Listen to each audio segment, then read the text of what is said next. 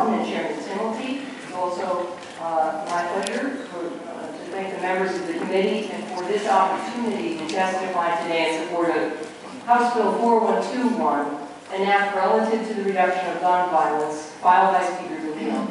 I want to applaud Speaker DeLeo and the task force that he's assembled for this thoughtful approach in addressing gun violence in Massachusetts. I believe the bill recognizes the critical intersection between gun violence, suicide prevention, mental health care, domestic violence, and school safety by tackling them together in a meaningful way in a state that has some of the toughest gun laws in the country. We can do better, and there are a number of important components in this bill that recognize the issues that we still face here in Massachusetts. And I'm going to be very quick, and we've got a lot of people you need to hear from. I'm just going to highlight a few. First, this bill strengthens our work to keep guns out of the hands of those who shouldn't have them.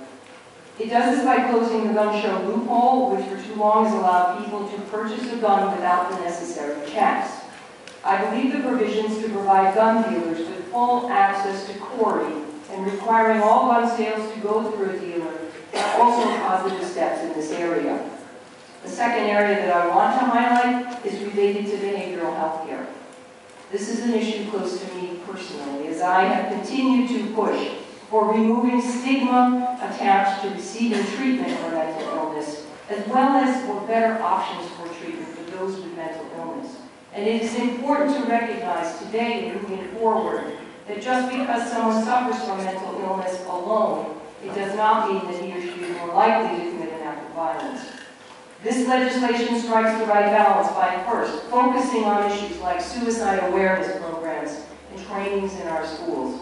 It also authorizes treatment for individuals at risk of imminent harm due to mental illness. And finally, it brings us in compliance with the National Instant Background Check System, NCIS. I believe this bill moves Massachusetts forward and will allow us to continue to have the strongest gun laws in the nation. But we can't do this alone, and I need to add one more piece. The fact that we've seen tragedy after tragedy and that the federal government has still failed to pass a federal assault weapons ban or any firearm legislation on the national level is unfathomable. What's clear to me is that the NRA has a stranglehold on Congress, and it's costing us lives. They spent more than $30 million lobbying in the last 15 years, more than $1 million in the months following Newtown. Working families may not have money on their side.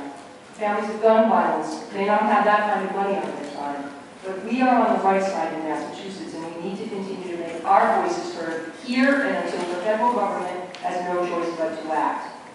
I'm glad that Massachusetts is standing up to do the right thing to prevent gun violence and to protect our families. It's time the federal government will follow our lead once again. Thank you. I'm happy to have any questions.